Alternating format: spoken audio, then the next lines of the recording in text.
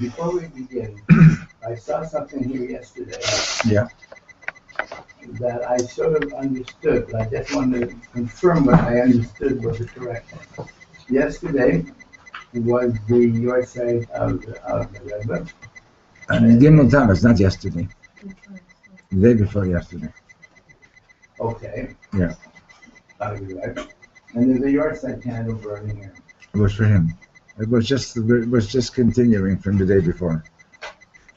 The point I'm trying to make is one doesn't have to be directly related.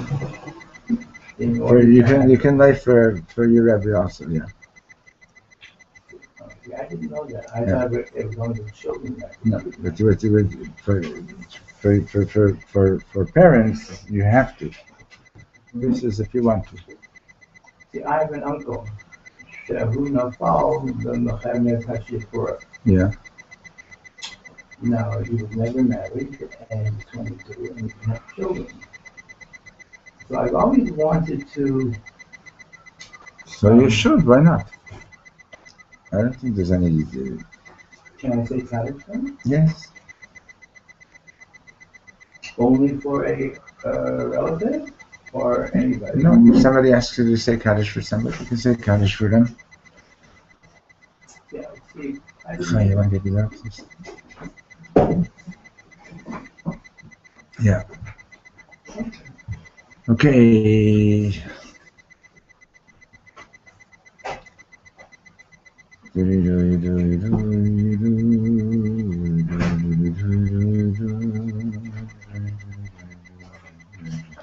I haven't seen Sterne in a while. Is she around? She's started working. Babysitter, returning back. Okay. Because when you were gone, she was here a few times. She said, Okay. So we're on page 141. This is Yisrael Yehuda. This is Chaim Avigdor. Avigdor, right? Page 141, Ahava b'Meitzar. So Meitzar means in a situation of distress or okay. So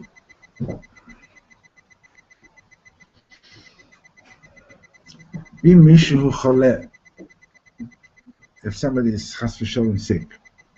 Yesh anashim, we're on page 141. יש אנשים שמתלחשים שכנראה מגיע לו. tragically, sometimes when they hear there are people when they hear somebody's sick, they sort of whisper like, "Oh, he deserved it." יש אנשים שנותנים הסברים מדוע היו 6,000,000 צריכים להיהרג בשואה הנוראה. There are even people who've offered explanations as to why the 6 million had to die in the Holocaust. מי שנותן את ההסברים האלו הוא עצמו רוצח. Anybody that tries to give these explanations is basically himself a murderer. אולי הוא לא רוצח אנשים, maybe he's not actually murdering anybody, אבל יש לו רציחה בלב. He has murder in his heart. One night at the Parsha class, there was some woman here. That was the one and only time she was here. I was going to throw her out. She started to give an explanation about the Holocaust, you know. And she must have been by some other shir or whatever, where somebody decided that they can explain the Holocaust, why 6 million died. I told her, I'm not interested in, what a chutzpah.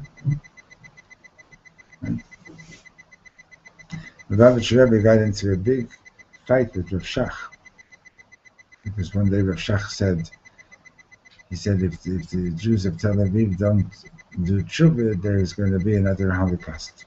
The Rebbe got so upset by that, and basically said, every Jew who died in the Holocaust died al Kiddush Hashem. They died just because they were Jews, and you're deciding that, you're making the statements implying that Chas v'Sholom they deserved it.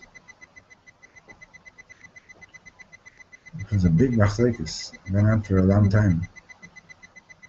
At one point, the Rebbe even went so far as to say that Reb Shach has to check his tefillin. The Litvaks didn't like that.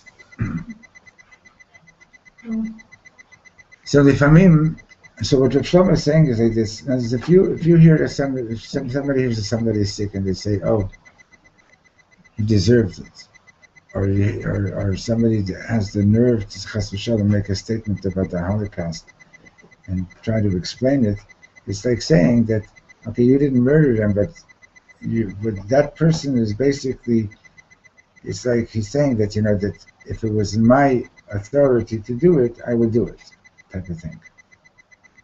Understand? In other words, he's got murder in his heart. In other words, he wants to do some things like that, So he doesn't do it, but he's saying, "Oh yeah, this is justified. That's justified." So he says, "Sometimes a person gets engaged to a woman and he loves her, and with a limited love.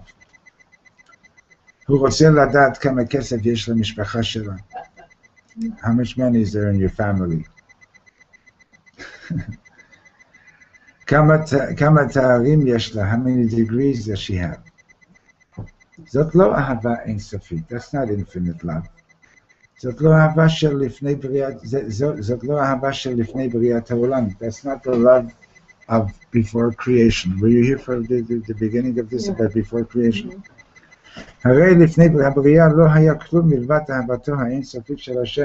Before the creation, there was nothing other than just God's love. All there was the infinite one.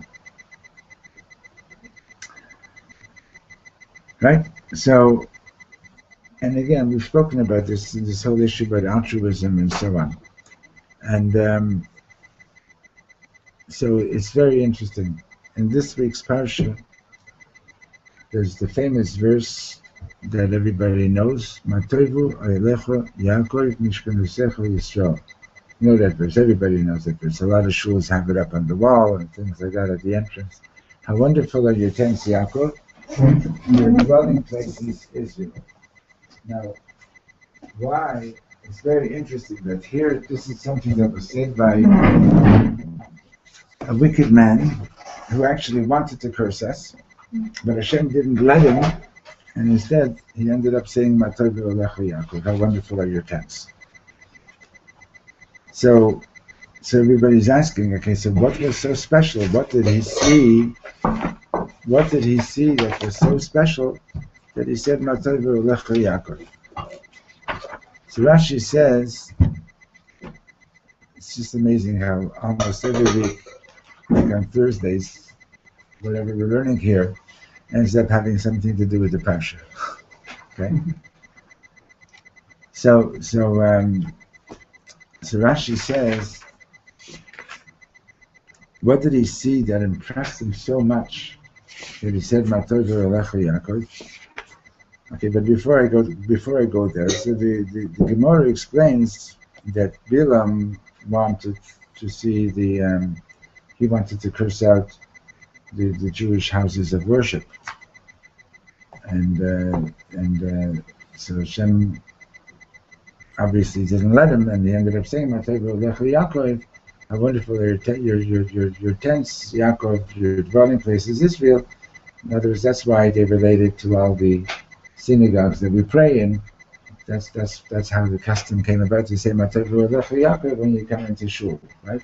So if you don't say Birchos Shachar at home, right? Which many don't.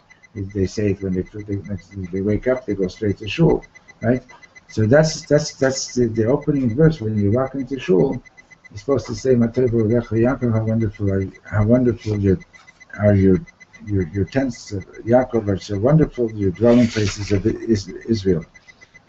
Now, in the Nusach HaAri Siddur is brought, and I think it's also brought in other Sfardi Siddurim, that it says, "Nachon lomar kodem hatfilah," right? You remember this? And before davening, it's appropriate to say, "Hareini mikabel olai mitzvat haseh shel v'ahavta l'reacha kamocha." I accept upon myself the positive commandment of love your neighbor like yourself. Okay? So I'm raising two questions right now. And you can use this, you have my full permission to use it as a Dvar Torah at the Shabbos table, wherever you're going to be. By the way, we're not having Shabbos this week, but we're going to do Pirkei Avos from 5 to 6. Because it's, Baruch Hashem, it's our anniversary, the Shabbos, so our children from Hebron are coming and so on. So it's going to be a full house just for the family. So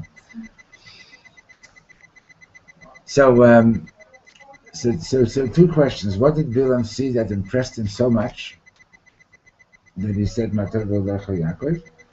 And secondly, why, besides the Gemara's reason, what's the why is it put into the siddur that before davening you should say, "I accept upon myself the Ahavta l'reacha kamocha," and what does it have to do with Matov Olecha Yaakov? And what does it have to do with what we're learning now in this sefer? Right? So Rashi says, "Shira'a she'ein pitchayim shel elu mul pitchayim shel elu." He saw that the entrance of one tent didn't face the entrance of another tent. So you'll be able to say it over on Shabbos, wherever you're going to be eating. So what does that mean? And he saw that, right? He saw that the entrance of one tent isn't facing the entrance of another tent, and he said, "Oh wow, this is amazing." So normally, in the Shrifke and in other Jewish schools, when the kids learn that Rashi, the teacher explains that it's a matter of tzniut, modesty. In other words, I wasn't looking into your tent, you're not looking into my tent, right? In other words, you have your private space, I have my private space. It's a matter of modesty, and it makes sense. It's very special. Modesty is a very, very important thing. Respecting other people's privacy is a very important thing.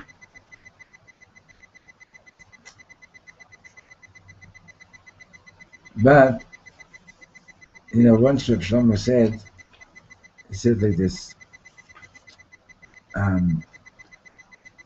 most people's friendships are based on, oh, you eat from the same hechsher that I eat from, we go to the same bank, we go to the same shul, I'm your friend, I love you.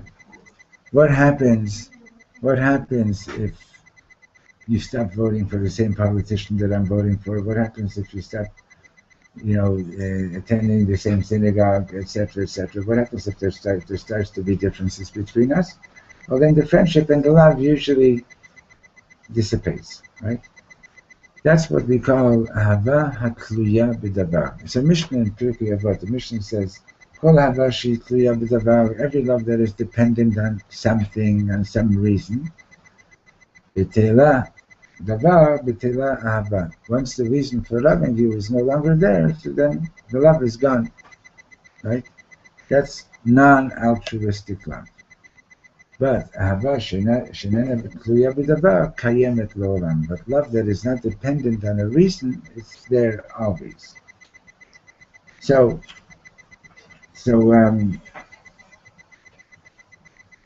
in a certain, you can understand this Rashi in a metaphorical way. When Rashi, when we put up our tents in such a way that my entrance is facing your entrance, that means I'm looking into your space, you're looking into my space, and so long as you're happy with what you see, and I'm happy with, in my tent, and I'm happy with what I see in your tent, there's unity, right? What Bilam saw was that the entrance of one tent didn't face the entrance of another tent, meaning to say he saw that the unity that was present among the people was not dependent on any reason. It wasn't. I didn't need to look into your tent to decide if I'm going to love you or not. You didn't need to look into my tent to decide if you're going to love him, if you're going to love me or not. It was independent of that. And when Bilam saw that, he said, "Oh wow, this is a level of community that is beyond what you would normally expect." Okay? Bilam was very deep. I mean, he was as far as prophecy was concerned, he was like the closest to Moshe Rabbeinu. Okay? But one second. His personality was a Russian. Just because. So. Okay, I'll let you finish. Okay. So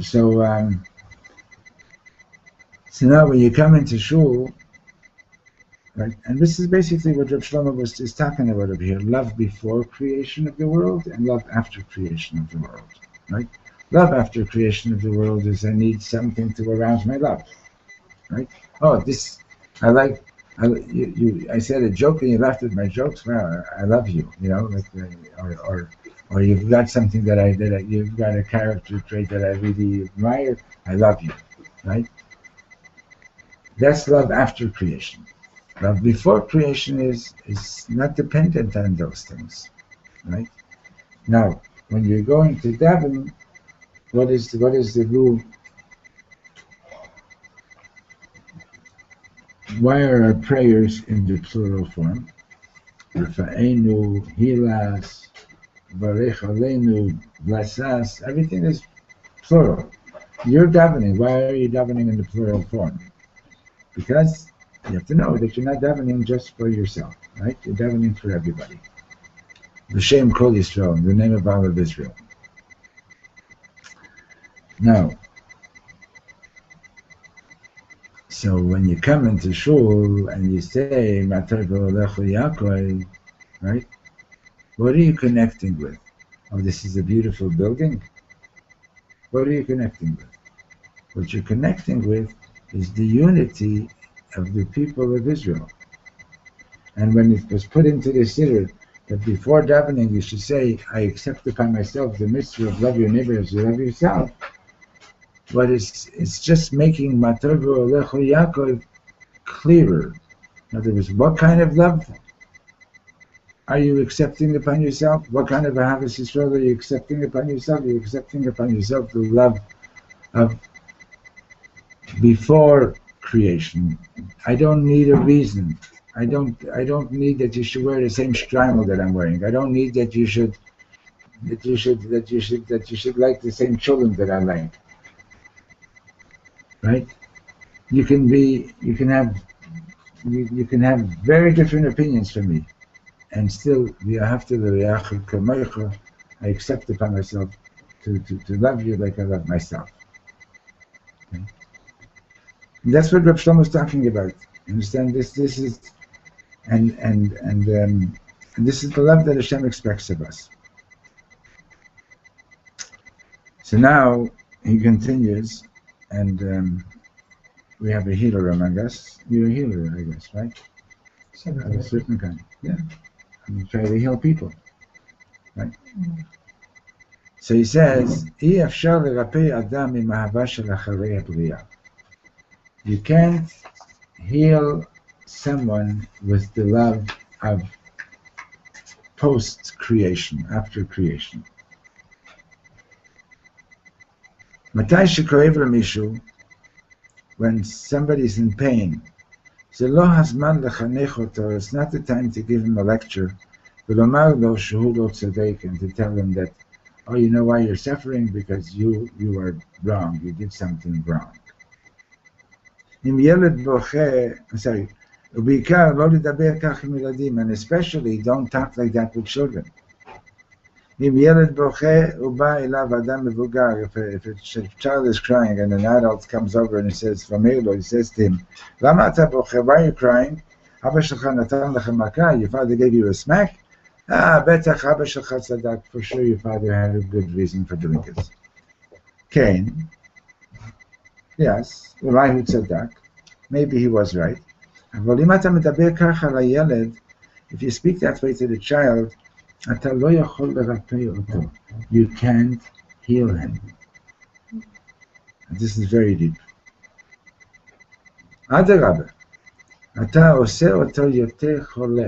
You're making him even more sick. If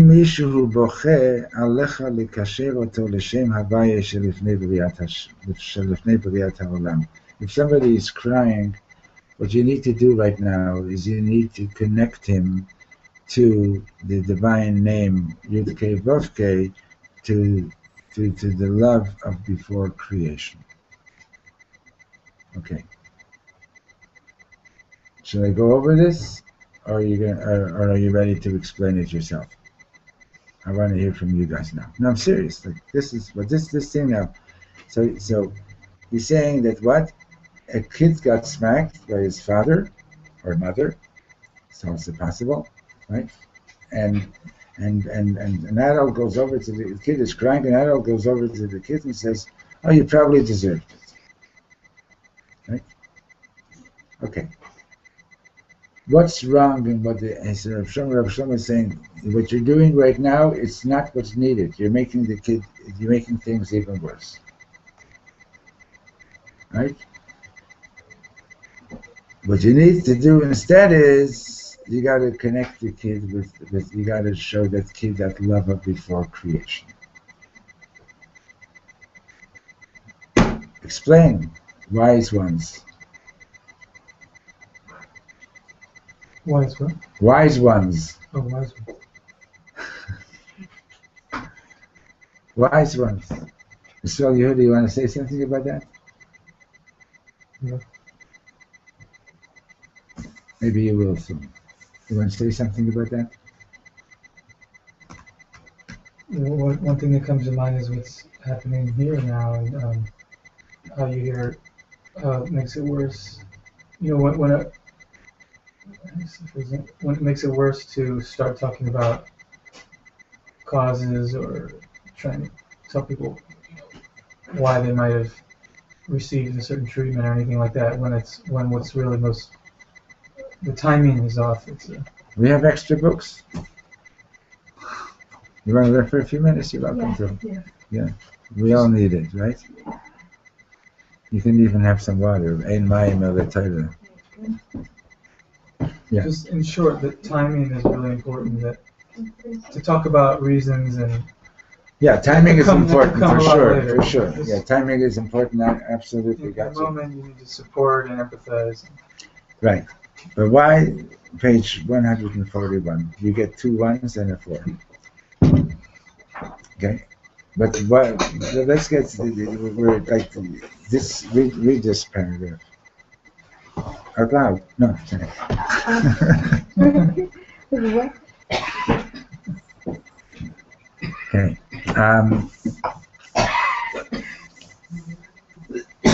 No, Reb Michal. There is a saying, hate the sin, But not the sin. Love the sin. Who said that? Well, I'm just repeating it because I know, but who said it? I might have learned it here. All my talking with something. I just told you. I don't know. You told me that the other day, and I just told him. I Someone else told me last somebody night. else told you. and It's You know from that? chapter 32 in the Tanya. Go on. I happen to know that one. I don't know the other ones, but that's okay. I've had life experiences with just that. Yeah.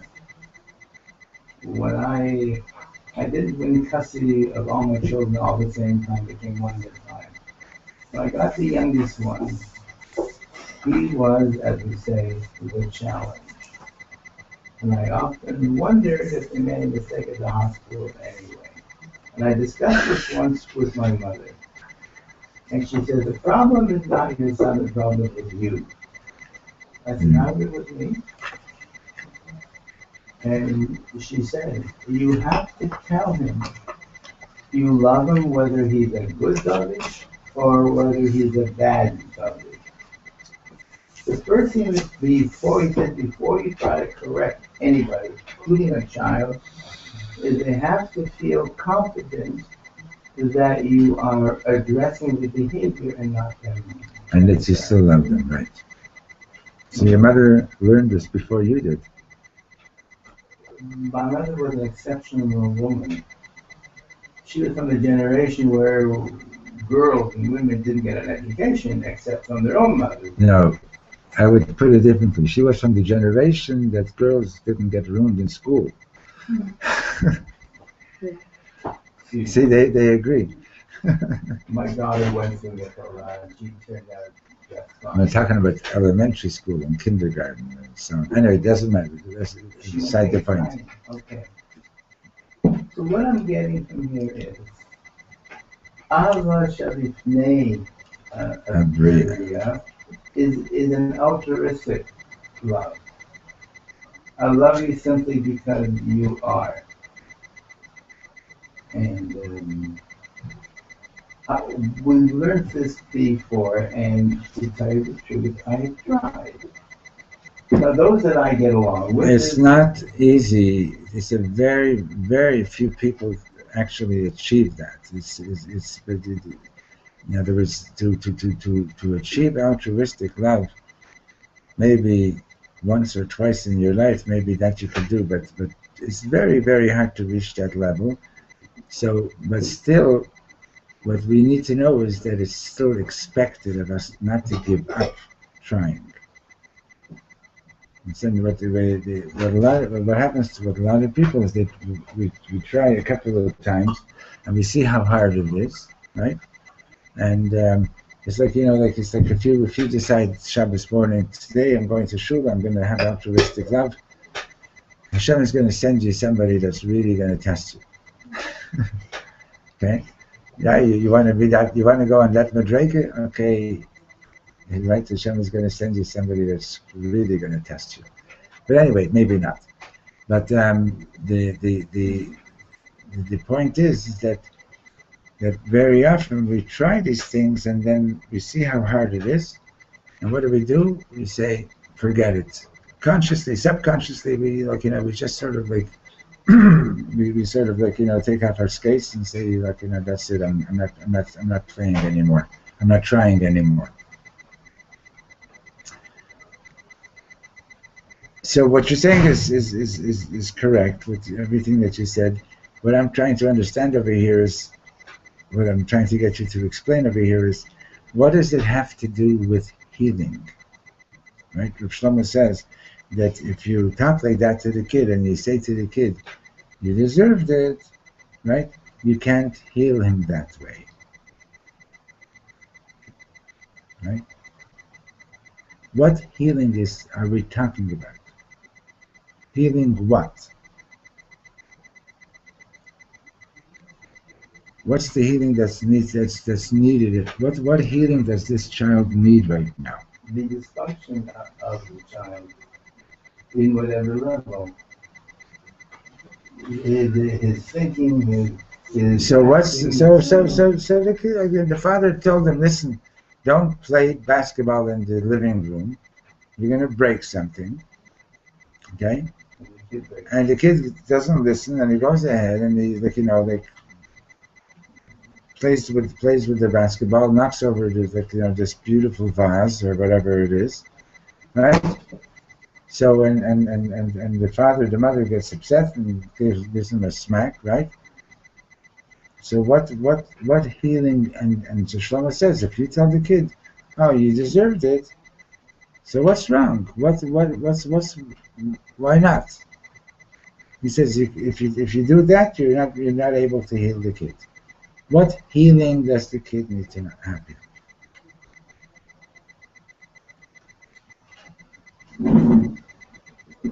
Wise one.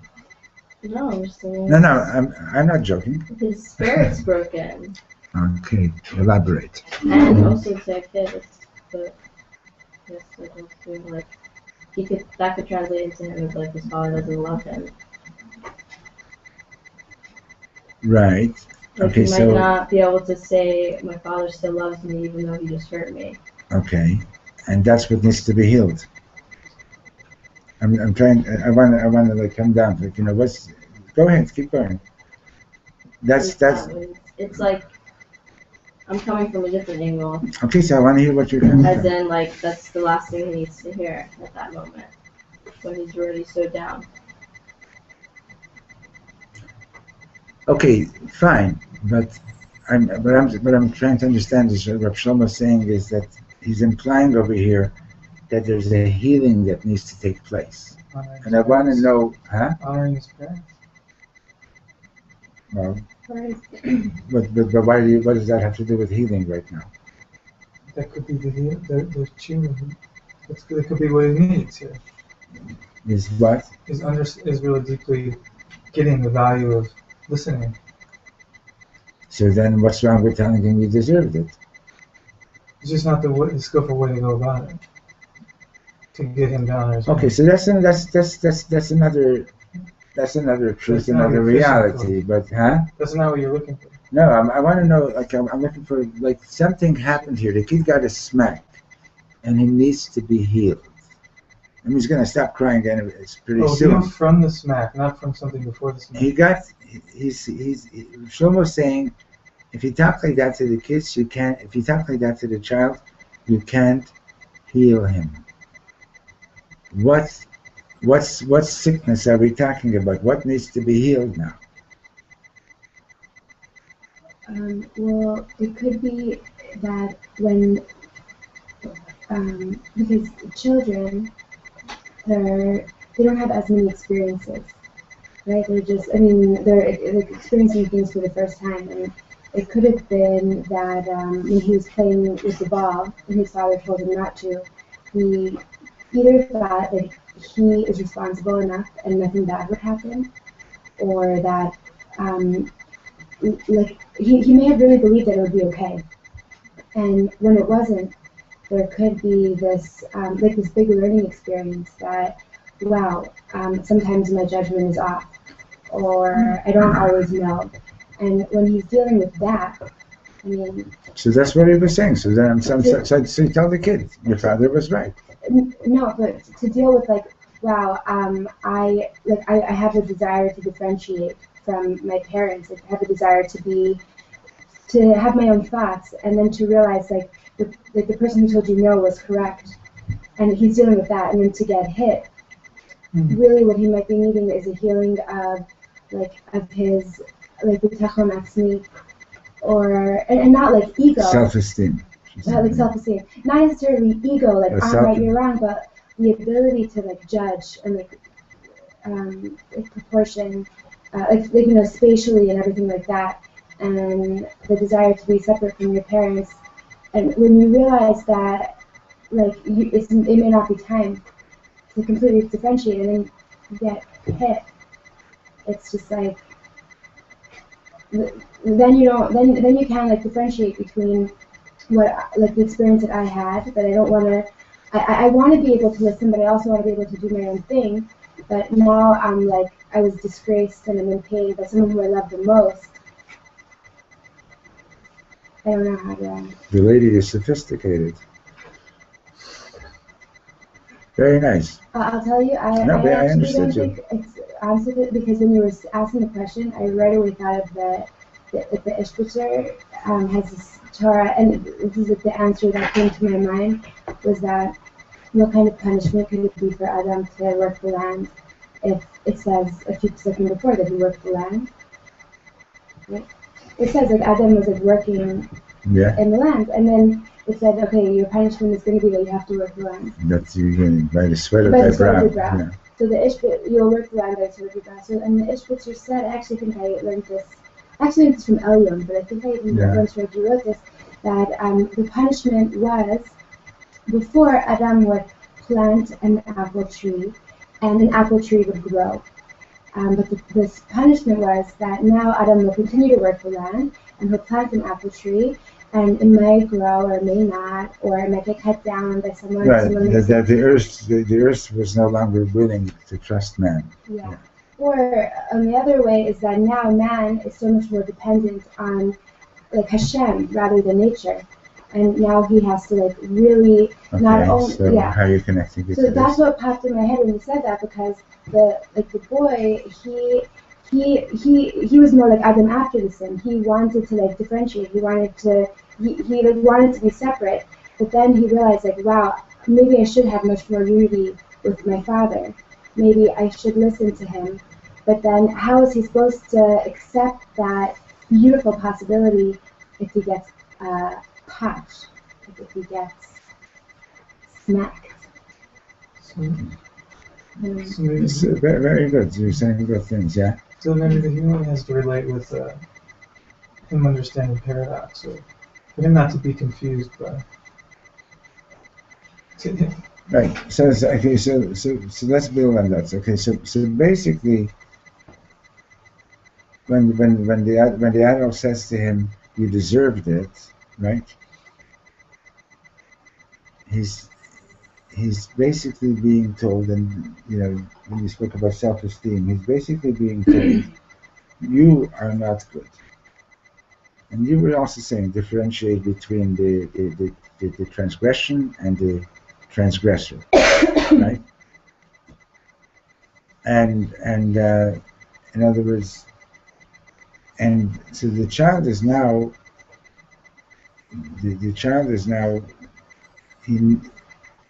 his self-esteem is like really being challenged, okay? And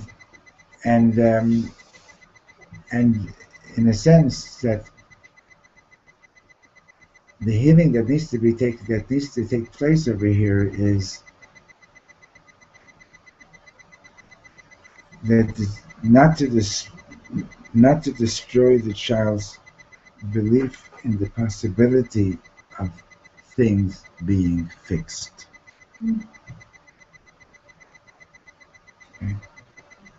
That's one of the big, what does Reb Nachman say? If you believe that you can destroy, then you better believe that you could fix. Right? What happens to us most of the time is that when something is broken, we think that's it, that's the end, it's over, it's damaged, it's ruined for life. If I did something wrong, I'm a Russia. I'm a wicked one. And I'm never gonna get out of this, right? the whole thing about Yom Kippur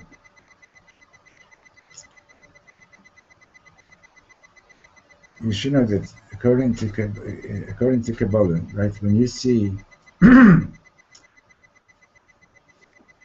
things that are groups of 10, for example, in the Torah, there's a one-to-one correspondence between them. Okay? There are 10 utterances of creation. The world was created by Sarama Marot, 10 utterances of creation. And if you look in the Chumash, you'll see that Vayomer Elokim, God said, let there be. God said, let there be. God said, let there be. Like in other words, the world is created by the divine speech. Okay? And there are 10 days from Rosh Hashanah to Yom Kippur. There are 10 commandments. There are 10 different kinds of sacrifices in the temple. There are 10 different kalim, different objects in the temple. All of these things are connected. Just like everything that's in sevens is also connected. 7 days of the week are correspondent with the 7 spheres, with the 7 emotional attributes. Chesed, Gvura, Tiferes, and so on. How so? Well, Chesed, Yihi Or, right? The first day, let there be light. It's making things happen. The second day, what's happening on the second day? Separation, right? Between the waters above, the waters below. And you'll notice that on the second day, it doesn't say Kitov, that it was good. Because division was brought into the creation, and division is the second sphere, it's Gvura. Gvura is separation, division. Can you get it there? That's what needs to be fixed, because when you give a kid a touch, there is a separation there between the child and the parent, and it's left unfixed. Perhaps that child can separate from the rest of the world. Good. I just want to go back to what I started with for a minute, okay? So now, it's taught in the Kabbalah that the 10 days between Rosh Hashanah and Yom Kippur are correspondent with the 10 utterances of creation. Okay? In other words, that period of time between Rosh Hashanah and Yom Kippur is on a certain level, it's about recreation of the world. Right? You're not just marking the new year, right? You're involved in the recreation of the new year. Okay? Now, there's 2 opinions as to how that correspondence goes. So one opinion is that the first utterance corresponds with the first day of Rosh Hashanah. The 10th utterance will correspond with the 10th day, which is Yom Kippur. The other opinion is that it's, how do you say that word? It's the other way around. Like in other words, 1 corresponds to 10. Inverse, an inverse correspondence. Thank you. Now, which means that Yom Kippur is going to correspond to the first utterance of creation. Do you happen to know what's the first utterance of creation? The word Bereshit. Because if you count it up in the chapter of creation, you're going to see it only says 9 times, and God said, let there be. The 10th utterance is the word Bereshit, which is actually called Ma'amar Satum, the unspoken utterance. Okay? What's the difference between something spoken and something unspoken? Which has more potential? The unspoken one. Because once you've said something, it's already got a form of some sort. Right? Bereshit, the unspoken utterance, is potential that has not yet been put into a specific form. Okay? So Reb Nachman says that Yom Kippur he's going with the inverse relationship. Yom Kippur is correspondent with Bereshit bara Elokim, with the unspoken utterance. In other words, Yom Kippur brings you back to the point of to the very beginning of creation, when all potential is still there. Okay, and that's what tshuva is about. That's what Yom Kippur is about. It's getting back in touch with that point of potential where everything is all possibilities are there again. Can you just move the cup on further onto the table? Thank you. Okay, so that's what you're talking about. The kid did something wrong. Okay? He deserves a smack, let's say. Okay?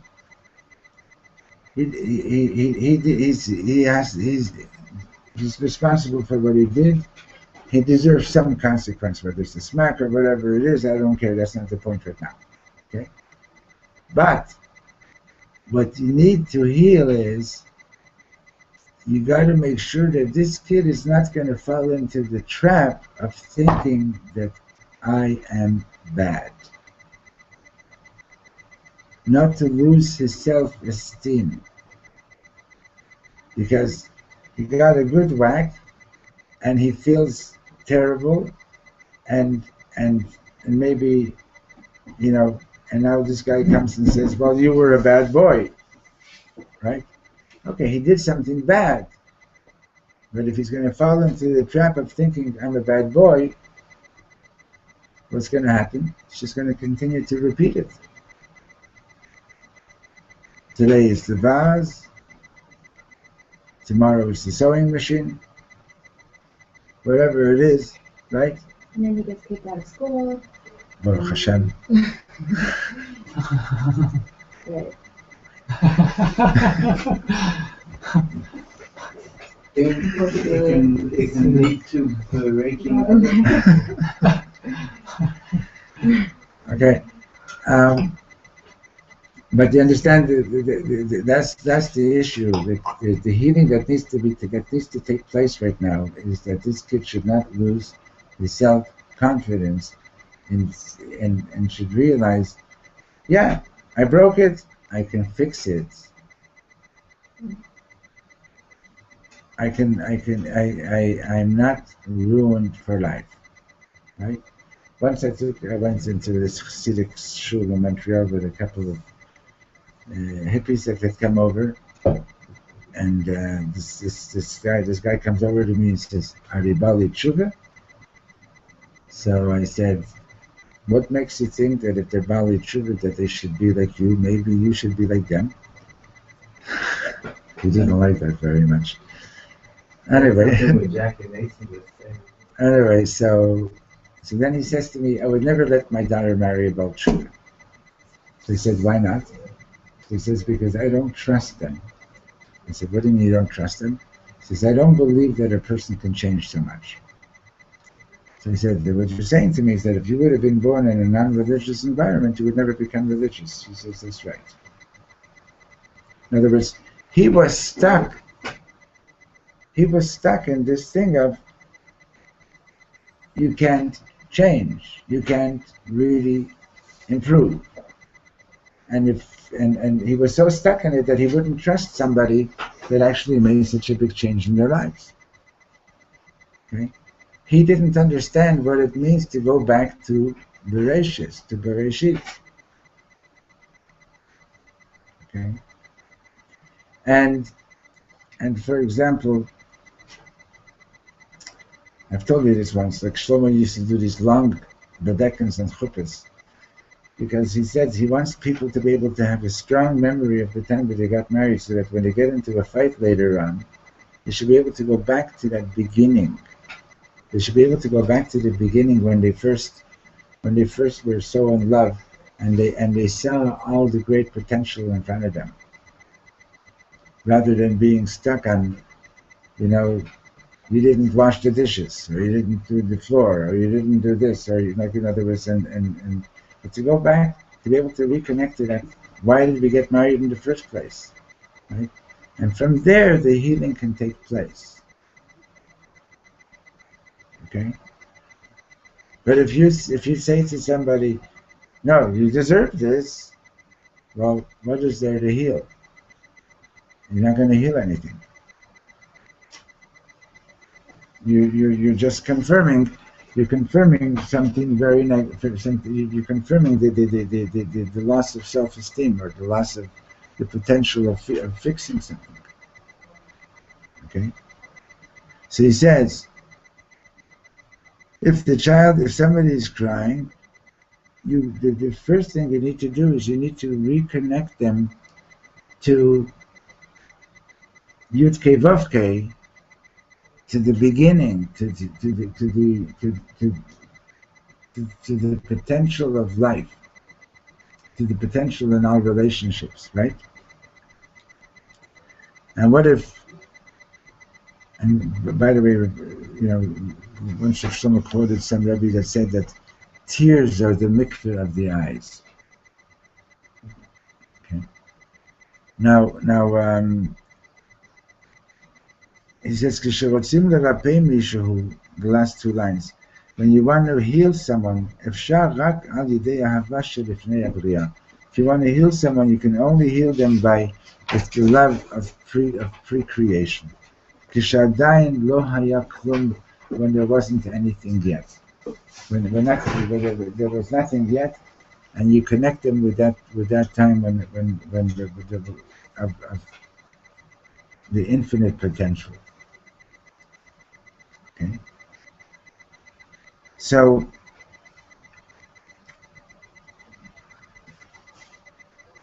what if you don't have somebody around to do that for you? What if if your best friend isn't around, or if you don't have a best friend that can do that for you? Because we all need to do it yourself. Do it yourself. I mean, I would even go as far as to say that the people who don't have someone doing it for you are the people that really, hopefully, once they do it themselves, they have a very deep understanding of what that means. And they'll be able to do it for someone else. Yeah. Sure. Yeah. A lot of healing was discovered by people who were suffering from the illness in the first place, right?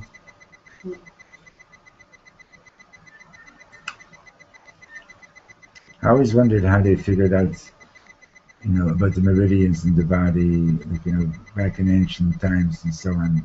I have no idea.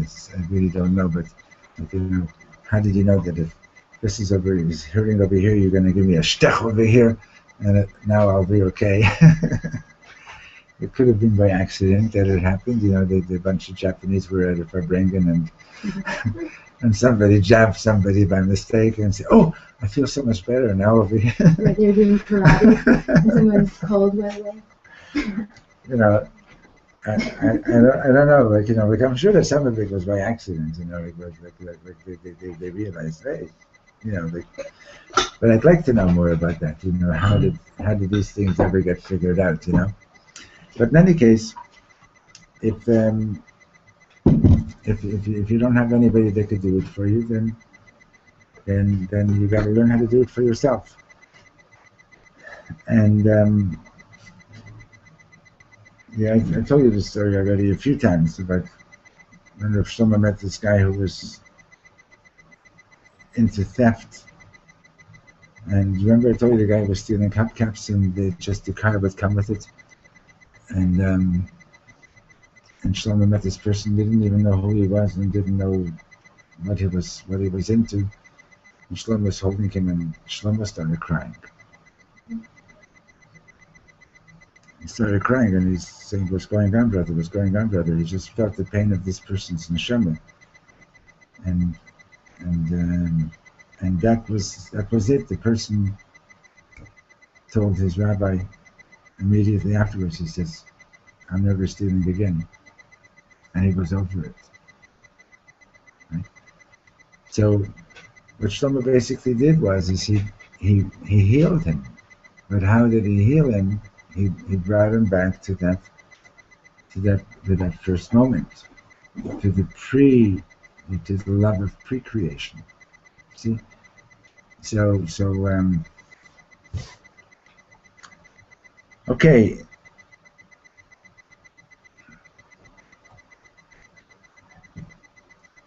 He healed him because he loved him as he was. Because he right, but he connected him back to that potential. Understand? He reconnected him to that potential. Acceptance is a strong emotion. Be careful of but like you said before, not accepting what you're doing, but I'm still accepting you. Okay? A lot of the early complexes come from Yeah? Yeah. Why did I almost get thrown out of yeshiva? You keep saying that. I can't imagine anyone would do that to you. No, right? I'm You should serious. have known him back in the day. And but why? In other words, the question is, why was I willing to do things? Somebody one day said something. Does anybody know where to get such and such stuff? It wasn't drugs. It was something else. And I said, yeah, I can do that. And why was I willing to do something like that, knowing that I can get kicked out? Because I had such poor self-esteem. If you would make me feel that if I would do this for you, you were going to be my friend, I was going to do it. I was desperate to have a friend. So if I had to go and do something that's endangering my well-being, I would do it. Because I didn't have any self-esteem.